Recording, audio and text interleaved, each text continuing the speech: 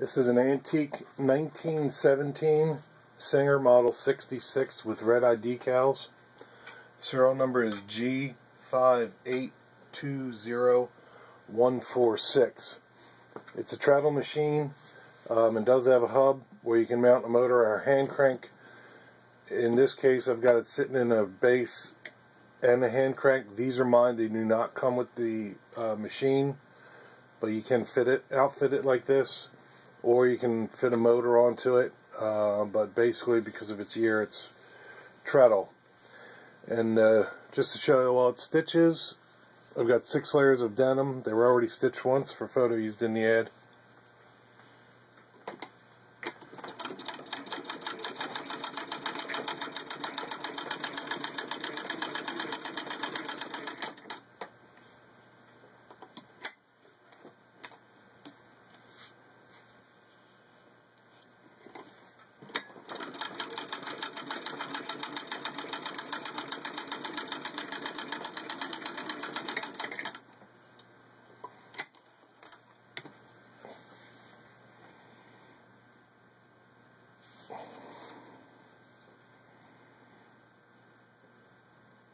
And there you can see it's got an equal stitch on both sides.